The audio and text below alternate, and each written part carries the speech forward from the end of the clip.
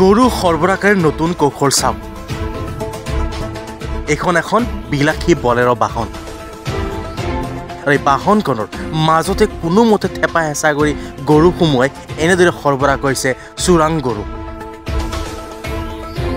এইবাৰ বিলাসী বাহনেৰে চোৰাং গৰু সৰবৰাহৰ নতুন কৌশল সৰবৰাহকাৰী। চাপৰ শালকুচা আৰক্ষী চকীৰ অন্তৰ্গত সন্তোষপুৰত আৰক্ষীয়ে অভিযান চলাই জব্দ কৰে এখন বিলাসী বলেৰো বাহনসহ দুটা চোৰাং গৰু। গোপন সূত্ৰৰ পম খেদি শালকুচা আৰক্ষীয়ে নিশা চলাইছিল অভিযান।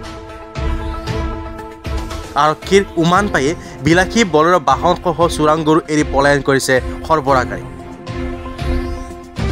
আৰু জব্দকৃত বাহনখনৰ নম্বৰ হৈছে AS01AN5253।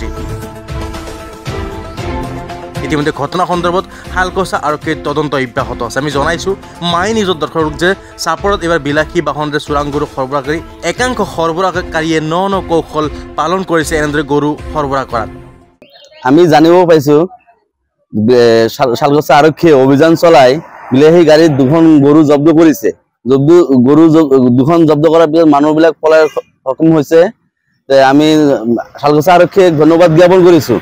অনাগত দিনবোৰত যাতে এনেকৈ অভিযান চলাই এই দুষ্কৃতিবিলাক আটক কৰে সেইটো আমি দাবী জনাইছোঁ। শালকুচা অভিযান চলাই আছে। শালকুচা নিশাতো ৰাতি শালকুচা সেই আশপাশে হ'ব আৰু তেনেকুৱাই বিলাসী গাড়ী বাহনৰ পৰা জব্দ কৰিছে। দুটা গৰু জব্দ কৰিছে। আমি দৃশ্যাংকত দেখিছে এনেদৰে বিলাসী বাহন, এইখন হৈছে এখন বলেৰো বাহন আৰু বলেৰো বাহনৰ মাজৰ চিটত সোমোৱাই এনেদৰে থেপা হেঁচাকৈ সোমোৱাই গৰু চোৰাং সৰবৰাহ কৰিছে চোৰাং সৰবৰাহকাৰীয়ে।